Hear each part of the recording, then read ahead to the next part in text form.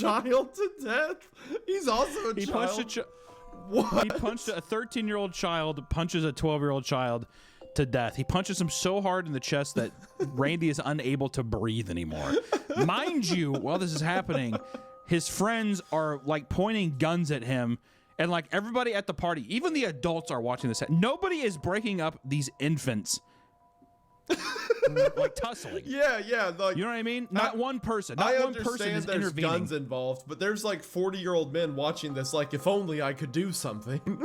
Yeah, like their hands, especially because now I'm picturing it like an old-timey bank robbing thing, where their hands are up and they're like, "Oh, don't shoot us, Mr. 12-year-old." The kid, the fat kid's eating all of Billy's birthday cake. I'm fat. I'm the fat one. The fat and skinny kid are wearing like pinstripe suits. Yeah, with like the little like eye cuffling like burglar, old-timey burglar deals. Yeah. They've got bowler hats. Give us all your sweets and all your candy. Which everyone looks at Jeff, the parents and the children, and even Randy's goon friends, Troy and Keith. Goon friends. Yeah, I like to say goon friends. Which Troy and Keith proceed to shoot at Jeff in the small house, and they miss every shot. All right? And Jeff runs away until he gets into the bathroom, in which he rips a towel rack off the wall. And Troy and Keith make their way up there. They fire some more shots, miss again. And basically, Jeff just beats Troy's face in until Troy is like, I don't know if he's lifeless, but he falls to the ground hard. And immediately, Heath grabs and like starts choking Jeff, and he pushes Jeff into a wall, in which a container of bleach plops over, and it starts covering Jeff's face and body. Jeff takes the towel rack, beats the living hell out of Keith until Keith is basically dying on the floor. And Keith, as he's laying there dying, cracks a big smile. And Jeff says, "What's so funny?" Keith pulled out a lighter and switched it on. "What's funny," he said, "is that you're covered in bleach and alcohol." Jeff's eyes widened, and Keith threw the lighter at him. As soon as the flame made contact with him, the flames ignited the alcohol in the vodka. While the alcohol burned him, the bleach bleached his skin. The bleach bleached his skin. Jeff let out a terrible screech as he caught on fire. He tried to roll out of the fire, but it was no use. The alcohol had made him a walking inferno.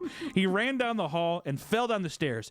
Everybody started screaming as they saw Jeff, now a man on fire, drop to the ground nearly dead. The last thing Jeff saw was his mother and the other parents trying to extinguish the flame. That's when he passed out. So basically, Jeff gets fucking lit on fire like a goddamn, fireball. Rolls downstairs. No one, tries to pat him out. They are watching this child, rolling on the ground. They're just like, "Oh my God, Jeff, you're on fire!"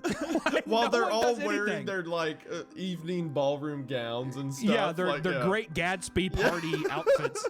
For some reason, they're all probably fucking smashed. First off, that's one thing I was like, okay, they're trying to allude with the vodka thing. Yeah. Is that everybody at the party is like, "No way, someone help them," and they're all just trashed. They're all just hammered. Yeah. Oh, you'd have to imagine. Which Jeff wakes up in the hospital. His face is wrapped in gauze and a cast, and he also has a cast on his shoulder and stitchings all over his body. Yeah, presumably from getting stabbed. Rolling down. Not to mention, thing. to keep track of everything. The story just went up. 3 kids show up at an unrelated kid's birthday party. Billy, the poor victim whose birthday I'm sure was ruined. Yeah, I don't think that was a happy ending to that birthday party. Yeah, and then all the parents of the neighborhood in their like you said, their Great Gatsby clothes, just watch as a fight breaks out and Jeff kills 3 children, and then he gets set on fire, and it says before he passes out, they're just looking at him.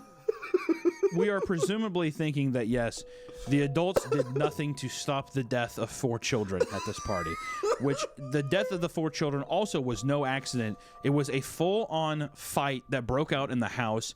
Yes, 2 of the kids did have guns pointing at their parents, but how could they have let this happen? Is what I want to know. It's a child. They are a fat child and a skinny child. You can tackle them. I don't care. Yeah, one of them is wheezing. Yeah, one of them is wheezing, like can't really control his breath because he's so fat. The other one can barely open his eyes. He's a genetic abomination. It's like a pug and a bulldog having a gun is what it feels like. All right. And hey, let's keep in mind. That's where we're at. Let's keep in mind a nice neighborhood. It is a quote unquote fancy neighborhood. Let's also not forget that it's a quote unquote fancy neighborhood. Yeah. All right. Which I always, every time I read that, I'm like, it reminds me, it makes me think of like the Desperate Housewives like neighborhood or something like that, like super upper middle class, like big suburbia kind of thing. But from the events that happen, it's a war zone. It's like from the events that happen, it is a literal war zone. So I don't know. I can't tell if also what is his definition of fancy. You know, that's a good is point. it actually? Is it just like barely better? Is he just now not living in an apartment? We don't know.